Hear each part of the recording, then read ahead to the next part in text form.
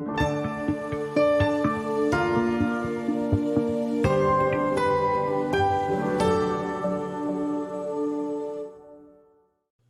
and I, and Aiden's here before we talk about how to think about money and your body and detoxing and investing. So yeah, it was so there were some aha moments. What was an aha moment where you're like, oh, that's worth writing down because I should remember and do that? So I like the idea of failure and risk being able to be like super awesome or super sort of paralyzing, just depending on where your body is.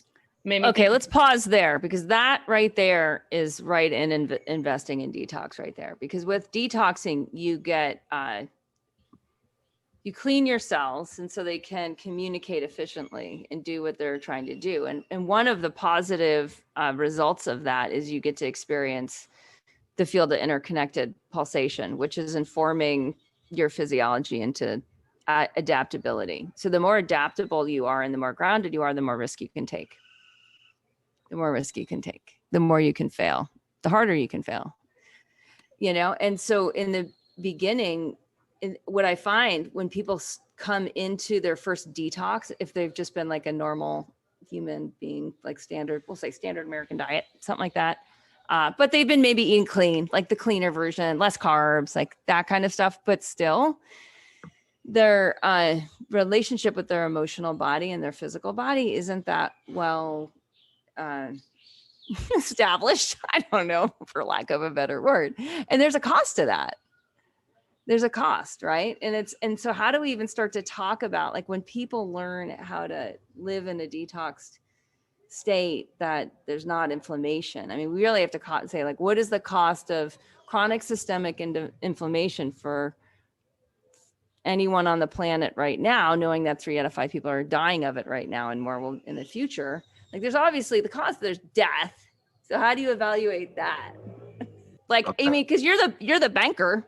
So like, how do you think about how normal people think about money and investing in themselves? I mean, this is serious, right? Like 3 out of 5 people today are dying of chronic systemic inflammation. That's optional. It's entirely optional. People aren't thinking, well, how do I invest in detox? Like, really, like, no one is asking themselves. It's not even a good title for a podcast because people aren't even Googling it. Right. Well, how, like, if you step back from just detox, like investing in your physical being, right? Let's start with that. And detox could be one of those, an element of that overall. So no, I don't think so. Because either you're toxic, and in order to experience any kind of health in your body, you have to detox, or you already know how to do that. So people, they go to a gym, and in their mind, for example, that there's some version of detoxing that happens when they work out, right? Yeah. It may not be the same as, right. kind of you're thinking about, but for them, that's their quote unquote, their detoxing activity. I get all my aggression out. I get all my mental mess that's going on in my head. Right. And some people use the yoga mat, where like guys might go to the gym, women might hit the yoga mat. I mean, people do very different things, right? But there's now people go for a walk or whatever it is. So there's a detoxifying element to people's behavior, and some people do none of it. There's a spectrum, and some people do an awful lot of it because it's a major focus in their lives. As far as investing, I think most people don't really connect the dots between, like, investment, how you would think about, for example, a financial investment, and return on your health, short-term, long-term. They don't really think about it too much. Yeah. Like the boomers like really blew that, right? If we look at it as a generation, like Gen X may be slightly better, millennials may be slightly better. It's like, yeah. I mean, I'm not, I wouldn't want to point it because I don't know enough. Your instinct is probably right, but I think to every generation, to a certain degree, has Well, I mean, you can just see it. Like, seniors won't pay out of pocket. They won't pay out of pocket for holistic, not like Gen X will. Not for supplements, not for healers, not for classes. Well, they're getting better. They're getting better now, but I mean, there's a built-in that's a little bit different topic, but it's a built-in skepticism from that generation, that it's almost, I think it almost comes out of the, the 50s generation and 60s generation, maybe the early 60s, where people were, just listen to what they're telling you on television or on the radio, or what these people are saying, because that's, what your doctors are saying, like follow the rules as they're told to you by school or whatever, because that's really the way to behave. And that's the way that that group of people has operated for a long time. But over time, like you hit the 60s and people after that, there's been various waves of, kind of coming to a higher, I would say a higher consciousness of, it's not just about that. Because if you start to unpack some of those things, they were designed to achieve certain results that didn't necessarily always benefit the person, but they benefited the organization or the structure around it. To people would spend money on that and not that. So I think people are curious, and they've begun to experiment more and think about things more holistically, because of people like you and people before you who have raised that consciousness level, right? Yeah. And they're thinking about, hey, I should invest some time and energy into thinking about this and maybe doing some things so that I will become a better version, right, of myself. But that I think for a lot of people, that process is at the early stages, right there. Until you see the results of those investments, it's hard to, with conviction say, boy, this is a great thing, I should really do this, because it's not something most people are used to. Well, and it's a different sphere. It's a different operating system. It's like if you can't see the forest for the trees. So until you get out of your system, it's why, it's like why it's why I needed to raise my child biculturally. I was like, you will not know one thing. You will know that you are greatly advantaged when you can see your own culture from afar and not from within. And so until you get into the other side of it, you don't have a chance. And that's what I see with how most people invest. It's like, I did a little tally here. You guys can we'll put it in. Well, yeah, maybe we'll use it for the cover of this show, but it's like where people people will often think about the yogi detox. It's $300, $300. Right. And what they learn, if they pay attention, I was saying it would have 100 extra turn. And you were like, that's a lot, let's unpack that, because that sounds like such BS. But well, we've already discussed the death side, but it's like, what's your life worth? What's having a awakened subtle body anatomy? What's having velocity in relationships? What's having direction? Like, what's it worth? Because you cannot do that in a toxic state. It doesn't work that way. It's a different operating system. And you don't get to run two operating systems. Yeah, there's a little wonky time as you're going from one to the other, where you kind of are like in the worlds, but that's in this confusion. Like there's confusion. It's not the end result state. It's just the transition state. Transitions are their own thing. We're not going to talk about that. I want to talk about this list. Food waste. Food waste is huge. And that's, if you count food waste outside of the body, that's one thing. If you count food waste inside of the body, those numbers are crazy. I mean, then you get heart disease, then you get lung disease, then you get cancer. Like those are expensive diseases. Yeah, I it's funny, and I'm still like evolving my thoughts around this, but I started thinking of like the Earth overall, like this giant sort of sphere that's transferring energy, right? And it's evolution has organized it in a way that it's relatively efficient, right? Energy from the sun or other places, and it's being transferred throughout, organisms on the planet. And that can get stuck. And when you say waste, right, you clog things up if for various reasons. So physically, and you're right about, having these negative experiences with clogging in your body, and waste and toxicity. A lot of people, they don't even understand that they're living in a toxic environment, a toxic world, and that's within themselves and even with outside of themselves. How many people, once it goes back to what you said, how many people, once you pull them out of the situation they're in, turn around and say, holy cow, how the heck was I doing that? Why was I living through that? Whether it's a bad relationship. That was optional? Yeah. I chose that. I did that all by myself. That's right. Yeah. I think that's so. There's toxicity within, without, and this transfer of energy doesn't happen very well in this kind of toxic environments that we place ourselves in, or we've been placed in, right? For whatever reason. So once you understand that, or for me anyway, then you say, okay, the transfer of energy efficiently within me, that's something I want to get better at, because I don't want all this lingering bad energy that I feel like hangs around if you're not good at it. How do I get myself out of the toxicity? Both, the outer body experience, the inner body experience, the mental, over the head experience. How long do you want to drag that out for? Like, that's always my question to people, is it's like, and that's it. It's like, okay, so what's our timeline? In Sanskrit, there's a good word for it. It's adhikara, and it's like basically how intense is your studentship, is that question, right? Because there's going to be, this is another really good word, there's going to be dikshas, there's going to be initiations along the way. That's how it works. Why? Universal law. Sorry, it's not personal, right? Don't personalize it. It just, like, this seems to be the way it works. Right. So you have to, if you want to jump a level, that means you have to go to hell and back. It always does. You always have to go to hell and back. That's part of the burning off of the stuff that doesn't exist at the next level that currently exists within you. Period. It's not personal. We all have to do it. Right.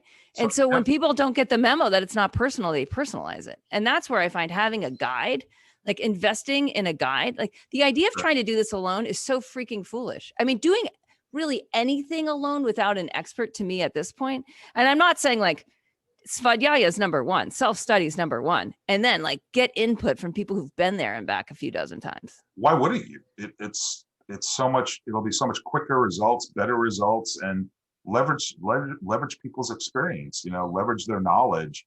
Why wouldn't you do that? And accelerate the pace, and also it's going to result in there'll be a better result for you and a higher degree of confidence that you'll achieve what you want to achieve, because the people that you're working with, whether they're peers or whether they're kind of a guide, they'll help you along the way. And we all need that, And help. What I'm finding more and more, it's like when it's like just being on the right bus. Like you don't even, once you get on, you don't really have to do as much, because it's like the bus is going in that direction. Now you're surrounded by people who are on that vibe and know more than you. So all you get to do, like you get to actually just relax and see what's going on. And the more you do that, you relax and you see what's going on. And for the yogis out there, that's in the niyamas, that's santosha. That's where you just like, you clean up your stuff. Once you get on the right bus, it's going to clean you, relax. Because in a relaxed state, you'll notice what's going on at a much greater level. You actually openness increases. So your ability to connect with others on their vibrational state increases.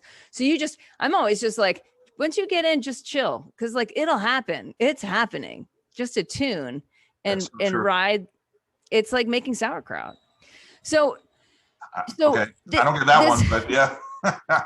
Making sauerkraut. Okay, no, I will. So sauerkraut. So a cultured foods are like cultured foods, and cultured people have more in common than we might think. So a culture, and that's where the people culture word comes from, is the food culture, from an observation of that. Mm-hmm. So a culture, it's like a mini cult in a way, right? We could take that part of the word, but in a food culture, what happens is, say you combine something crazy like cabbage and salt water. What happens is it ferments. If you now add like a carrot in there, you get like 10 times more probiotics, because there's more in each different type of plant. But what happens is the food culture happens faster when you add the carrot. Yeah. So the culture gains, and you can, this is what Sandra Katz told me, wild fermentation guy, who's amazing. You can add rotten food to a strong enough culture and it'll eat it. Yeah. And we've all had that experience, haven't we? It's a good metaphor, right? For lots of things, right? Yeah. Culture. And from a business perspective, and the more I know about it and the more I've experienced it, that is the most important thing in the business, is to have the right culture.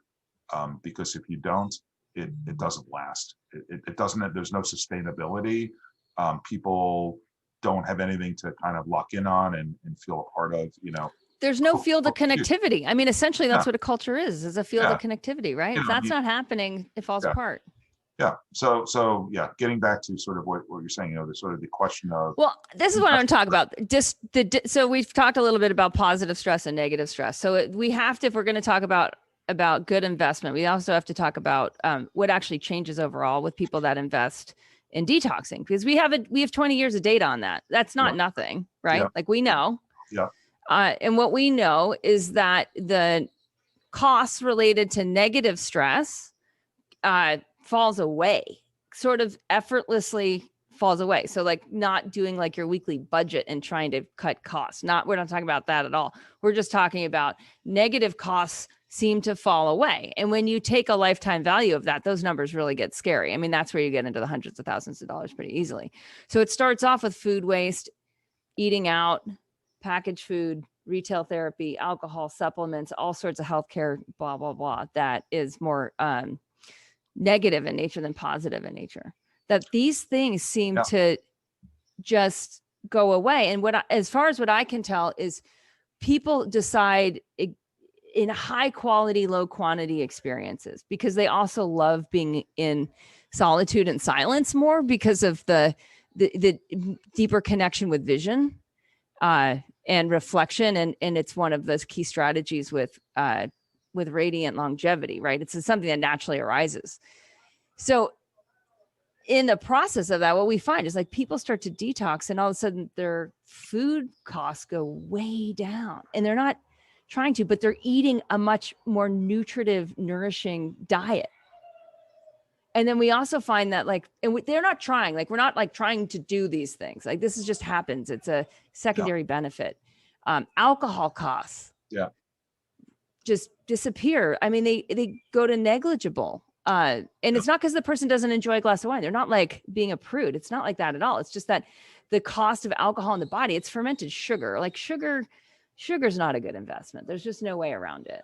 Right. Yeah. And then when you put it in alcohol and it stresses out, it just feels like a load on the pranic body, and the pranic body is the energy body. And that's now like, wait, no, like we know good, like we don't want to go bad except for now and then. Right. And then that's fine. But the overall cost of alcohol, which can go with eating out, and it can go with bars, and it goes with what you're picking up at the grocery store, or the gas station, or all that, along with like random stuff, like random retail therapy, packaged foods, like stuff that you just kind of like pick up along the way and seems to create more trash in your life.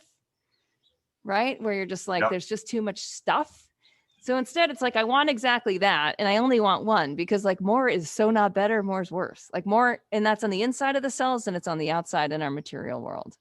Yeah. I think it gets, it gets packed in, and it creates clogging. And like you said before, toxicity. And even the things you just mentioned are all correct in my view, but also more short-term. If you think like long-term, right, healthcare, right? Just simply the cost of healthcare as you're not well, because you've created this body, or this environment for yourself, whether it's psychological, whether it's physical, whatever it is, that's huge. Like in terms of what it will cost you, oh, forget it. So starting early enough, and then getting yourself off that sort of negative trajectory, and changing it so it's sort of an upward shaping curve, you've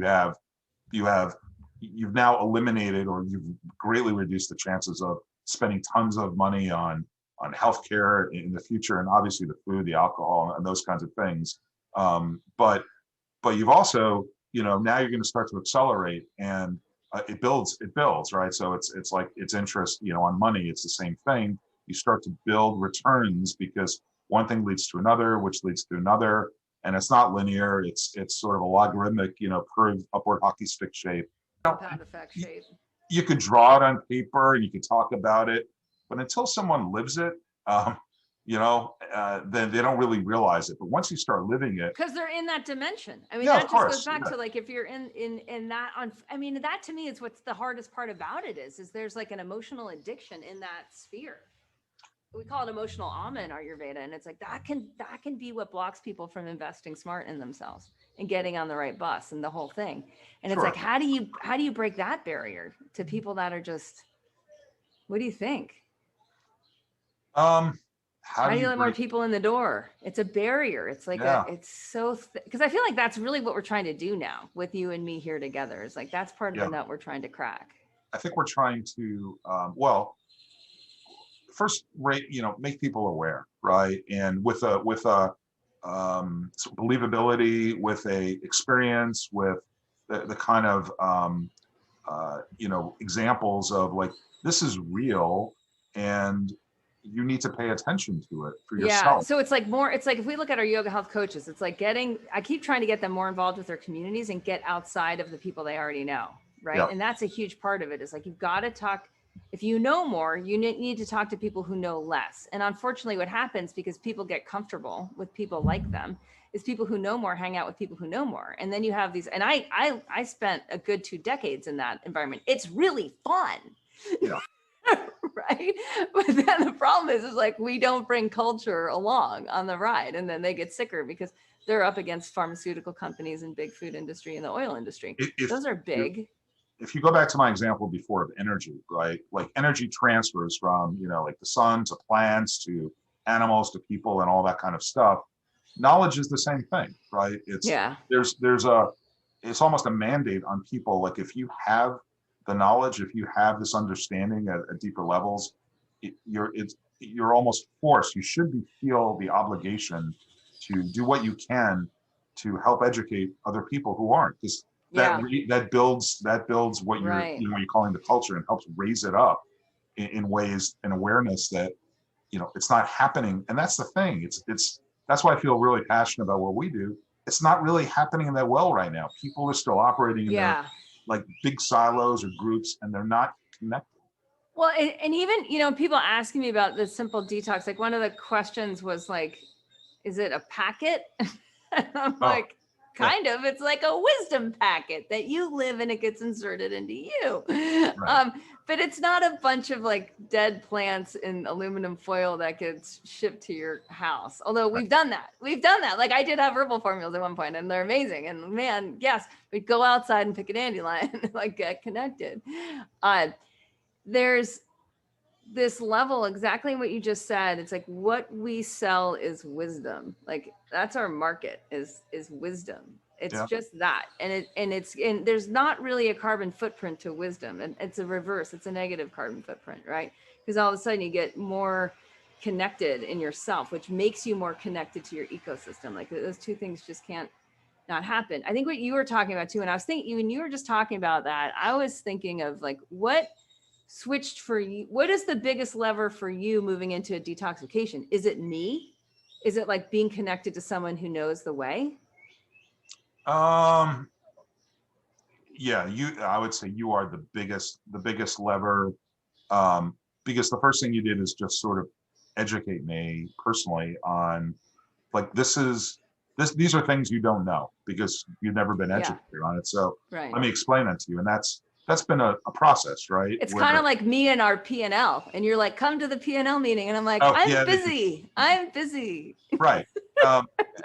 Right. Except mine is more critical than money. It's yourself. You only got one life, right? So, it's important for me to. So now we're back to the life death ROI on detox. That's fascinating that we got there after 45 minutes. Okay, keep going. Keep going. So at the end of the day, it's kind of like, look, because you're there, it's that and the community, right? And so it's not right. just and the community. Yeah. I've been really fortunate that I've been associated. Can you separate the two? Maybe it's the two are one. I think the two might be. I honestly I don't separate them in my mind. I mean, you are you because I know you forever, but I don't separate the community. For me, I feel super comfortable with the community. I've had a lot of really positive interactions with various people in the community. Yeah. And I try to educate them on certain things, on what I know, and they educate me right back. And I feel like that's the culture, man. I'm getting more out of it, See, I think this is the beauty part. I feel like I'm getting more out of it than I'm putting in. And I have a feeling they feel like they're getting more out of it than they're putting in. Yeah, that's ROI. That defines ROI, right? That's right. So, and that's where that's where I'm headed. And I will continue to do that. Hey, podcast listeners. Have you been feeling tired, overwhelmed, anxious, or like your body and mind just feel stuck? Well, twice per year, we gather as a community for a 3-week yogi detox, a perfect chance for you to reset your system and clear out the seasonal buildup of physical, mental, and emotional toxins. We trade recipes and tips, and we keep each other accountable. We all know that detoxing with friends is way easier than going it alone. So check out yogidetox.com for your next chance to clear out old patterns and awaken your inner wisdom. We can't wait to see you there. Are you getting super curious about how good you can feel? Like, has that occurred to you that like? Yes, my first curiosity is like, how can I just feel better, right? Like, what is it I can do to feel better? Right. So that's the differentiation, Aiden, to take note of right here. That's the differentiation that shows the level of toxicity. It's like how much someone feels like that versus the other. Because once you're in a detox state, then other worlds open and other curiosities of like, how far does this go? Yeah. Right? Of like, how good can I feel on so many levels, including the relational level, including the spiritual level, right? Including getting into, different ways of knowing and different ways of having meaning in life level, right? Because that becomes a massive indicator after one's detoxified, is all of a sudden there's higher level meaning and purpose, which brings a different level of satisfaction. Yeah, for me, it's like a radar. I'm fortunately in this community, I'm surrounded by a lot of people who are operating at some fairly high levels, physically, mentally, all of that. And they're like these glimmers of light out there that I kind of look at, I'm like, man, like that's sort of aspirational to get towards that. But first I need to get out of, whatever I'm in right now and just feel like more normal. And then so shout out to Jeff McKenzie there, right? Like that's Jeff's my man. He is absolutely really working to kind of help me think through all this and how to sort of treat myself going forward and all physically, mentally, and all of that. So that's been a tremendous advantage for me to have access to people, to Jeff and people like Jeff who were able to do that. And and that's the community again, like the strength of what we do. It's the knowledge but the knowledge that sits within the community that's open and transparent and willing to share. And in fact, feels almost mandated to share. It's not their willing. Their mission is to share. Well, their mission is to connect, and sharing is part of that. But being fully having a level of transparency for connection, I'd say is what's happening, and sharing is a result of like, actually, this is what's real right now for me.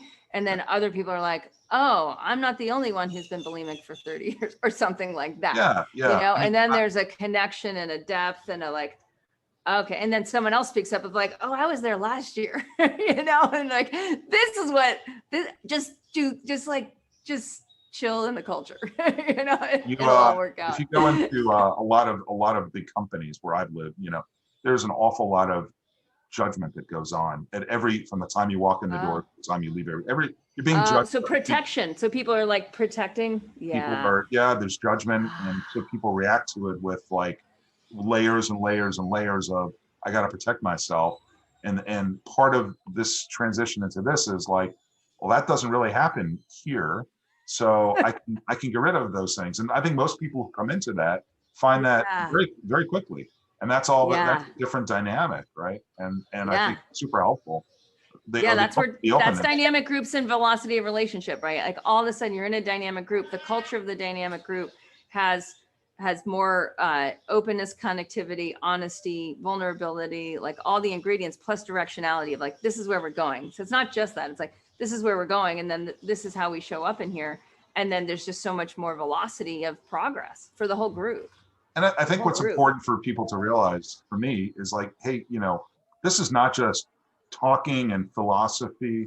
I mean, this is real stuff that has real impact on you as a human being, like your physical state, your mental state. And it's not just Andy who's experienced this. I know I've talked to, and I have many, many people that have, are with us, because that's the world that I know, that it's real. And it's very, very hard, I think, for people who haven't been sort of involved in that to comprehend that this kind of thing exists, and that it exists, that it exists. Fits, yeah. And it's a super positive. Well, and that's transformational, like people that guide transformational experiences, which is like that's what we do. It's what we've always done here. Yeah. And there's a thing, if you're not used to having transformational experiences, especially ones that are really directed by your desire to learn what you want to learn next, to become who you want to become next, then when you finally discover that, you're like, seriously? How long you guys been doing this? Like that would have been a good memo to catch on to sooner, because there's this, because then it transfers through you, and then you can do that in all your other, and in your own community and your own family and your own relation. It's all transferable instantly. So you end up being a lever for those other people in your life. It is, but I would add that don't expect that it all, you do it and everything changes all at once. It's transformation. Meaningful transformation takes time, I think. And, you have to build all the building blocks at the base, so that then you can kind of build the building on top of it. Right. But you've got the time, the thing that it takes time, I don't know. We need to have a whole time podcast, an episode on like perspectives and time, because there's so much with time. Like people are living time anyways. And they're mostly right now, statistically, according to the World Health Organization, right? They're doing more distress than eustress. Yeah. Right. And that's ending in premature death. But before death, forget death. It's like, if you feel crappy every day, to me, that's death. That is death. I totally agree. That is death. Just feeling bad, waking up every day and feeling bad about whatever, physically, mentally, all these other things. Yeah. That's no way to, and it doesn't have to be that way. That's the thing. It doesn't have to be that for way. Most people. It's optional. It doesn't have so to then that question. So as soon as someone really knows that, that's where adhikara kicks in, right? And what I find is I ignite adhikara in people. I have that. You do too. Right. I mean, actually, all three of us have a lot of fire. It's like you turn up other people so that they perform better. Like some people do that in other people. It's really usually strong pitta manas prakriti. Like they tends to fall in that category, but it doesn't have to. It can fall under any constitution. Yeah. The lever that does, right, where it's like directionality, and then there's adhikara, and then you get ignited by that. It's like all of a sudden, your relationship to time is automatically changed. Yeah. It's automatically changed because if you step onto a fast train, I've traveled in France and I've traveled in China, right? If you step on a fast train, like you can get a lot further in 3 hours. Yeah, of course. Yeah. That's absolutely true. And you're right. It's not, it doesn't have to be super slow, but going into these things with an expectation of, there aren't like shortcuts. There are. I'm putting you on the shortest cut I can find. There are, though. There are. When I say shortcut, like what I mean is you're not going to join something and all of a sudden everything's going to change immediately. It's just not true. You will start to change and see. You will see. Yeah. Things, but you won't be where you want to get to in a month. It's just not going to happen. It takes some time to get yourself there, especially if you're starting at a place that needs a lot. Yeah. Like the more toxic and resistant and that's my personal experience. I'm definitely personally, I feel like I'm making lots of progress in getting there. Yeah. But it's work, there's a lot of to unwind and change. And we're doing. I'm curious a month from now, when you re-listen to this part of the conversation, what your perspective of time and changes, because that'll be fascinating. Because most people, this is where you don't know what you don't know. Like most people who don't know, they're working in a linear time, right? But we know as soon as you're in the parasympathetic sphere, the relationship to time changes immediately. It's one of the first things that change. Yeah. Well, I listen. I've talked to plenty of people in the groups who have seen unbelievable change in a much quicker time frame than yeah. And it's up to the person. I mean, I think that's my key. And I have a lot of experience in this. What I notice is like the number one factor. It's up to the person. Yeah.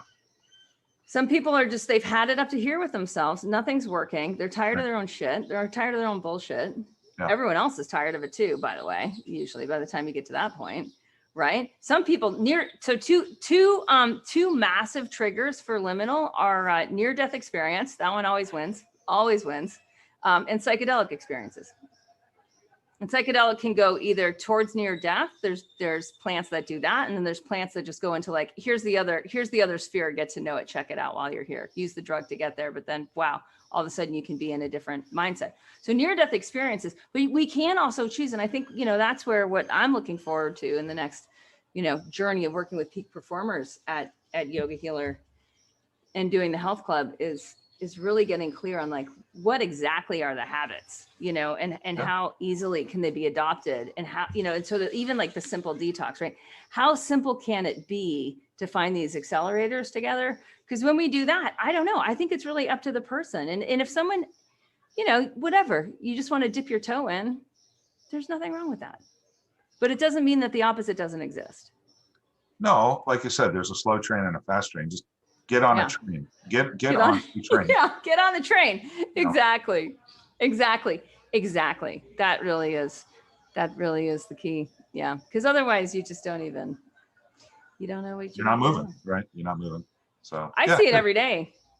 I see it. I mean, and that's one of the things. It was interesting to see too. I'll just mention in the history of the yogi detox and the simple detox is like the amount of drama and confusion in people was higher then. But what happened is we refined the culture, right? And so people are stepping into a deeper culture that is doing these things, and there's not much of the other drama that often happens for people when they radically start to make changes. And a lot of that is having affirmation of like, oh, those are signs that you're on the right track. Because otherwise what happens with detox is you start to detox, especially if you're on the faster moving train, because you just want to clear out the inflammation and see what the opposite is like, see what the other operating system's like. Yeah. Check it out, check out the merchandise. Like, what does this human body do when it's not full of toxins? Like that gets super curious when you're with other people that they're into that, they know a lot about it, and you're starting to do it. When the symptoms arise, and it can be depending, right? Like a lot, you can dump a lot really, really fast if you want. They're there to help you navigate that. And if you don't have access to that, and all you have access to is your past experience and other people in your life who haven't had the experience that you're having, who don't want to challenge themselves with growth, then you get information. You're taking in information from absolutely like the wrong crowd. And we all know what happens in high school when you fall in with the wrong crowd, right? Changes your behaviors. So that's the opposite of what can happen. And part of the reason I want to have this conversation, I know Andy's like, don't scare the people. And I'm like, I know I'm going to scare some of the people, but I also want people to wake up to like, you get to control the speed. And if you have a need for speed. It's not about, I'm just telling you my experience. People can go whatever speed, that they want to go at. And my guess is that, you will see the benefit and want to accelerate it and go faster as time goes on, as you get into it. Right. Because why not get there? Why not get there faster? Why not get there faster? If you're going to the same place, all right. I think it's a better strategy in general. I mean, I find with most things, it's like if you found something that you need to change, like rip the Band-Aid off. Rip the Band-Aid off because you can definitely do that. And I think having just a good sense of where you're headed, and that really we talked about that earlier. Knowing that, and I think that you've made the detox like simpler now than maybe it had been in the past. So for me, it's like much more accessible. Like, oh, okay, I kind of get this. I can do this. It's not overwhelming, and it's not super scary. There are elements of it like, okay, I haven't done that before, but I'm willing to try and do those things. So I think because it's now simpler and more, and you explain it in a way that maybe a wider audience of people can. Right. We took out all the Sanskrit, but we kept the essence of the teachings, right? And that was it took me 20 years to figure out how to do that. Right. Like, how do you, right? And that's you're not going to get that anywhere else, right? All of a sudden, it's like now you can connect to a people who wouldn't necessarily have understood it without study. So well, that and having seen what works and what doesn't work, right? And so even just the like, wow, one of the what we're starting with is hot water, right? Like, let's start in a hydrated state. Yeah. There's lots of things that we're doing. And I think you're right about the sort of the group of people who are like peak performers or that we want to bring together. That's going to be fun because they've already in one way or another had a lot of success at various aspects of their lives. But like most people, like nobody's had super success in every aspect of their life, just that people aren't. So now this is a way to kind of share all that, bring it together, form a little, I'll say cult or culture around that. Right. And bring people together in the club, and we can start to build that together. And that to me is a great accelerant. it's going to accelerate a lot of developments with people like that. So yeah. it's going to be And exciting. with our thought leadership. Yeah, Yeah. totally. Yeah. It's interesting when you think about like, there really are two separating cultures. We've been talking a little bit about that, the idea of like the new economy is more like a K, and there's going to be people that like rapidly grow and change. And then there's going to be things that like slowly deteriorate. Yeah. Yeah. And that's like the majority is going to go down, but like it's these small elite communities are going to go up. And it's not elite in terms of financial. It's really elite in terms of wisdom. It's just like interconnected wisdom and direction. And in that, you know, it's like to being in that group is not going to have chronic systemic inflammation. The other group is. And to me, it's one of the easiest identifiers of that. And so I'm just going to go over the symptoms of it real quick so people can self-identify. So if you wake up grumpy, I already talked about that one, groggy, grumpy, plumpy, puffy, all that, Pain. Wake up in pain. Yeah, in pain. Yeah. My friend Scott says it's not the days he wakes up in pain he's worried about, it's the ways he doesn't wake up in pain. Yeah, so I'm trying to get him hooked up with WAS. Anyway, if you can live in a state that doesn't have chronic systemic inflammation, you naturally have all your growth indicators and positive stressors aligned. So the majority of people that don't, and that to know that number is rising, to know that the other symptoms of it are like anything that has to do with like allergies to foods, where you don't have like full flexibility of foods and nutrition, allergies to environment, right? Where like the air and the trees, or whatever, the dog, the cat, where you get your body's in a hypervigilant response to that. It's showing that the system underneath that's disorganized. Moodiness, negative moods in general, like if you're normally like grumpy or irritable or depressed or anxious, those are again downstream signs that you need to learn how to detox, because you're not living in the body that is just designed as you're designed to live in there. And when you do, you get to experience the positive emotions, which are really freaking cool. They're awesome. You want to go for that. Yeah. And then it trickles into all the sort of stuff that happens in the digestive tract. So mouth to anus. So any sort of like constipation, any sort of bloating, any sort of loose stools, hyperacidity. Someone on Body Thrive yesterday was saying like ulcers in the mouth, that's almost in the digestive tract. It's more in the muscle tissue and in the plasma in the skin Ayurvedically, but it's still hitting digestive tract. So it's like, it's a little bit of both. Like any weird stuff between your mouth. And the reason I bring it up is like mouth to anus, where you're noticing something other than contentment and satiation and true hunger, then things are off. Things are not as they're designed to be. So I'm not going to go into all of them. Obviously sleep issues, obviously energy issues, obviously fatigue issues, obviously skin issues. In general, you start to see like, well, what are the issues that don't fall into the category? The answer to that is, I'm not sure. I'm really not sure. Yeah. Aiden's asking a question. Relationship between I was growth going and to ask Aiden if she had any questions, because she's been very nice and quiet there in listening to us blabber on. What do I mean between the relationship between growth indicators and positive stressors? Yeah. So positive stress, negative stress. These are more or less habits. I look at them as habits. The negative stressors it's basically distress, eustress is the other terminology for positive and negative stressors. So things that are eustress, they're hard to do in the short term, but boy, they lead you where you want to go in the long term. And then negative stressors usually fall in the opposite category, where they bring some sort of, usually we're into them because you get some sort of lift in the short term.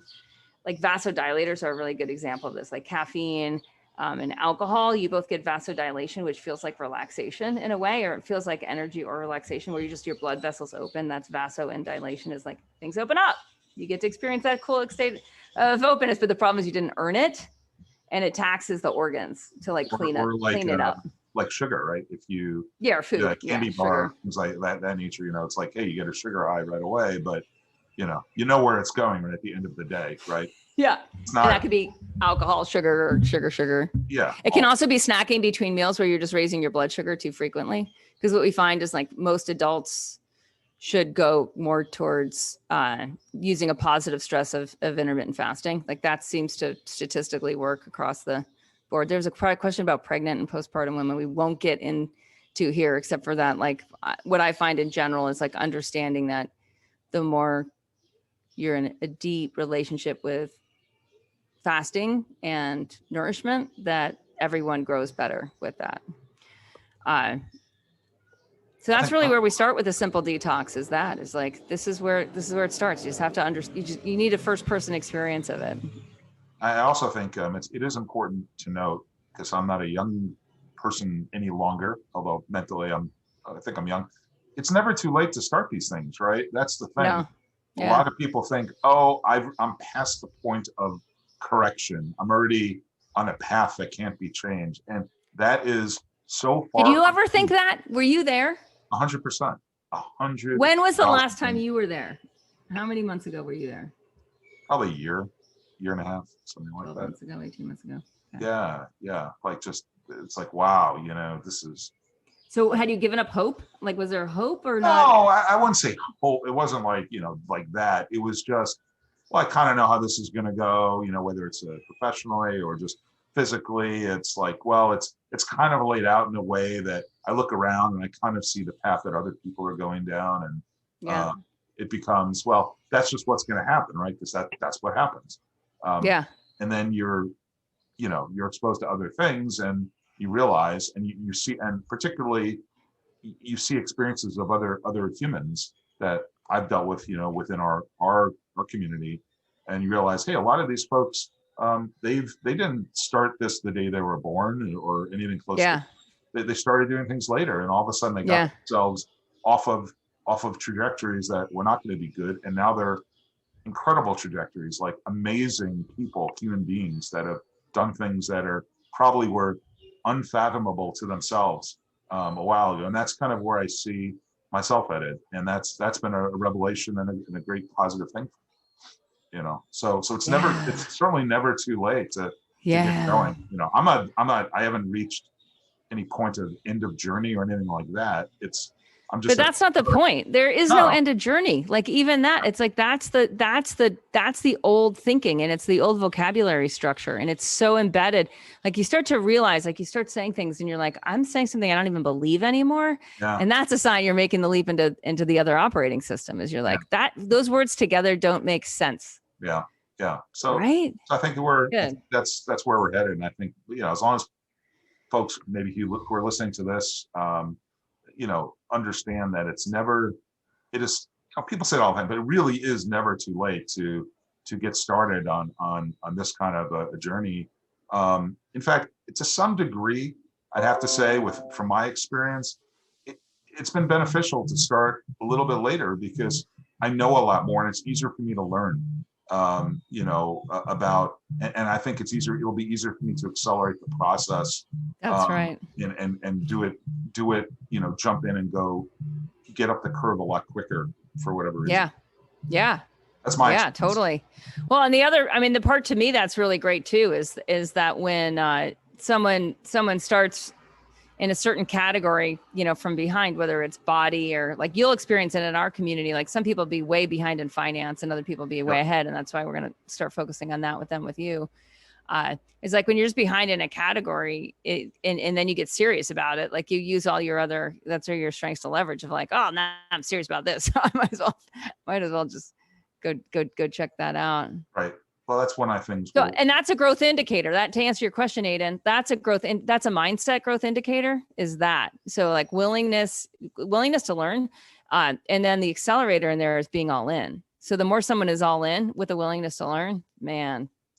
Yeah, sky's the limit. That all in, that's 100% spot on. Like, you need to get over the mental hurdles that are holding you back, even though you may understand it, or like dip my toe in, like, just go for it. What's the worst thing that can happen? Yeah. Nothing. Yeah. There's no downside. There's just no downside. No downside. Yeah. So as an investor, when there's no downside. Well, that's right. It's a good segue, right? Right. Like, oh, I have, if I continue on this path, I have plenty of risk and plenty of downside. If I do something different, I eliminate the downside, and there's a huge upward potential. So that's where risk becomes opportunity. That's really that needs to be differentiated, like eustress and distress. It needs to be like you risk and dis risk or something. you de-risk yourself, and that's, if you're going to use like finance language in this kind of a conversation, absolutely. You're de-risking yourself actively. You're actively de-risking yourself. So talk about what that does then for opportunity. What's the relationship with de-risking and opportunity? Well, if you don't have, you won't be able to hit certain opportunities if you're taking on a huge amount of risk, right? That's the thing. And if you are, they're out there, you just may not be able to get to them, and for most people getting, seeing the opportunity requires investment in whatever it is in themselves. And once you do that and you eliminate the downside risk, it's all of a sudden well within your reach. That's kind of my take on it. Nailed it. Yeah. I'm experiencing that with you at Yoga Healer. Like that is like you're de-risking the business slowly and slowly, and then new opportunities are opening up. And then Aiden comes into the picture, and it's like now we have bandwidth for opportunity. It's totally different. I mean, I think that it's an example. That's an example of right, like being able to create opportunities. If you think there's just a certain amount of energy out there, and if you spend all your energy fighting the risks that you've created around you, you don't have energy to take advantage of opportunities that are there, or creating opportunities. And that's the thing. Create opportunities for yourselves, because you can't think. All you're thinking about is all the risks that you've surrounded yourself with. And that is the mindset of chronic systemic inflammation. Is that? Yeah. So that's why we detox, is because that's no way to live. Yeah. All right. Good. Go team. We'll be back. What else are we talking about in the future podcast? I'm going to mention it here so that I plant the seed. So perception, why making more money is easier when you can leverage. So the relationship, like why it gets easier to make more money, the more money you make, the more easy it gets to make more money, and helping you guys out there understand some of that. I can't wait to have that conversation. That sounds good. Because I'm really curious about your world in that. And then you and I have been talking a lot about this whole like contractor and employee and mindset, and like it kind of is like gig economy, but it's kind of like everyone's their own contractor. Like as soon as people, which to me blends with yoga philosophy seamlessly, where it's like Svatantri, like you're completely free. Like you are an independent agent, like, and that's a contractor. Like you're an independent agent, which means you take total responsibility, right? You take total responsibility for how you transact. Now we're talking about the marketplace here because dollars are being exchanged. So how you contract your services and your products in the marketplace, and how we do that even as an employee or as a full-time contractor or in the gig economy. So we'll have that conversation in the future too. Does that sound good, you guys? Great. Okay. Looking forward to it. Thanks. Okay.